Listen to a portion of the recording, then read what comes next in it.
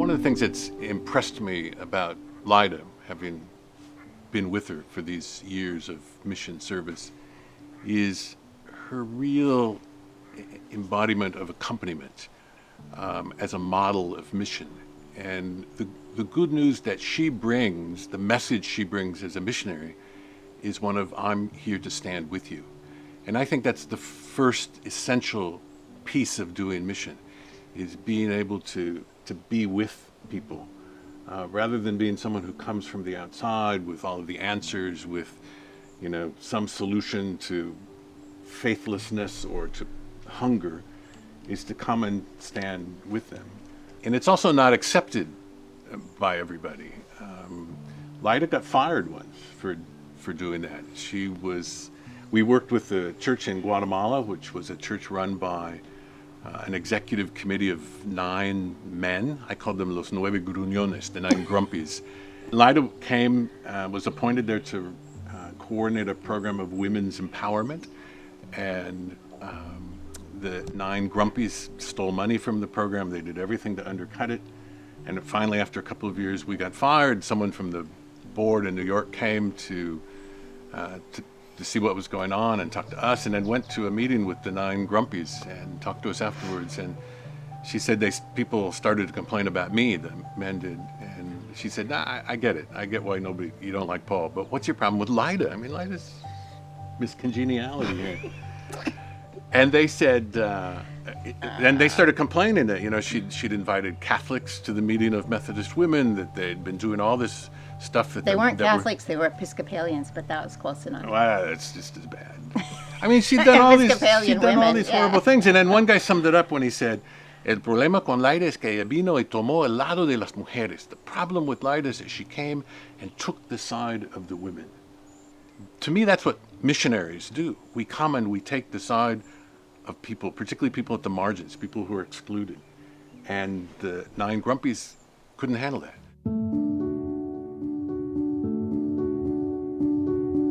I want to say that you do the same thing from a different way, because you have to approach people with that sense of accompaniment, the sense of being with them and help them to tell their story.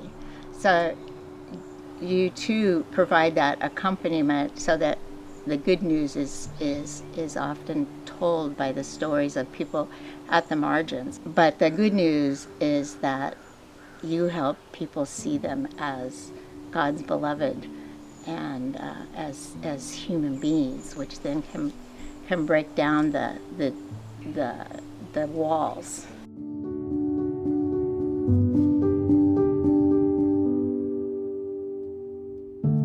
But we also need to keep, I think, looking for new forms of mission that match the challenges that we face today.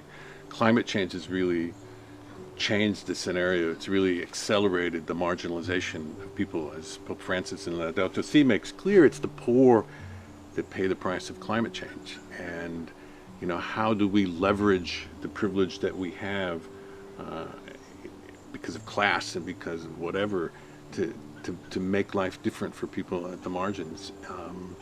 And I'm sort of in general really pessimistic, and particularly in the church, as we consume ourselves with these interior fights about sexuality. And those are important issues to wrestle with. But when so much energy gets consumed within the faith community, we lose the urgency of responding to the challenges outside, and responding to increasing numbers of people that are being made hungry and made poor by climate change.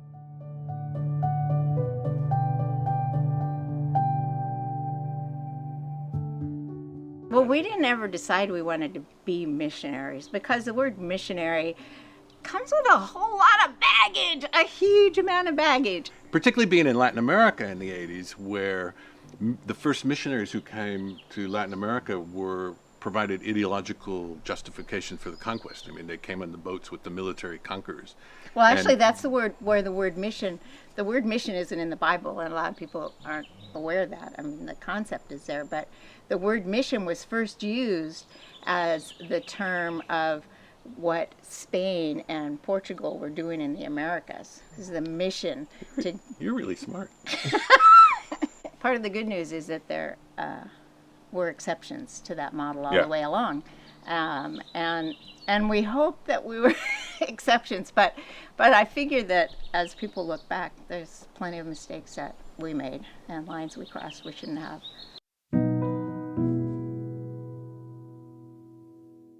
And I remember in Guatemala once taking photos of a exhumation of a mass grave.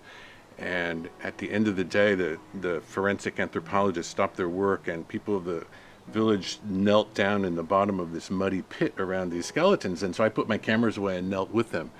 And at one point, a woman the skeleton of her husband is just a few feet in front of us as it's emerging from the bottom of this pit.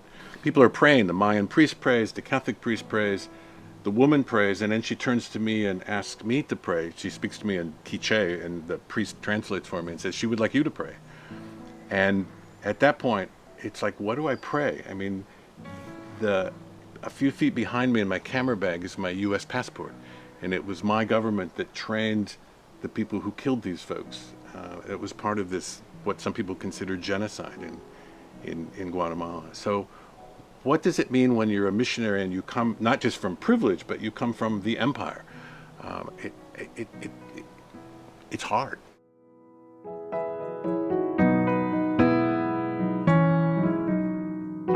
Were you in the prayer service, or was it just me when I remember being commissioned to come back? The people gathered around. Yeah. They gathered around and they prayed for us, and they commissioned us as missionaries back to the U.S. to tell the truth. So that's part of the I'd say privilege, but we're now dealing with the power privileges that we've had, and to find a way to use that privilege to tell the truth.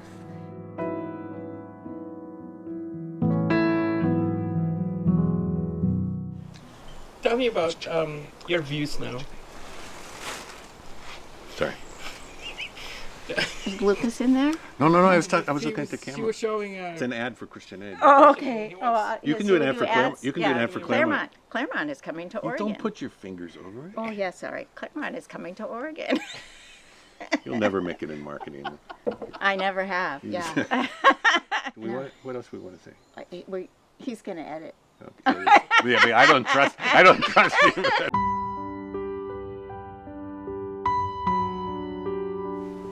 I've been blessed to get to hear a lot of stories and witness of people coming into ministry, and the immigration is only going to get a more and more serious problem. So it's a really important time to continue to do both our theological work and our accompaniment so that we have a bigger sense of who God is.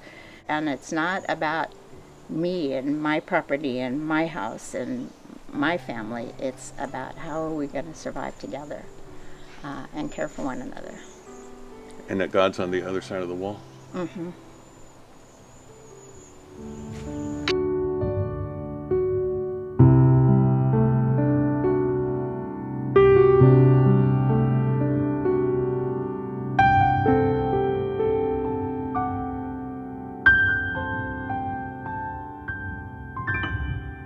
We didn't say we were creaky.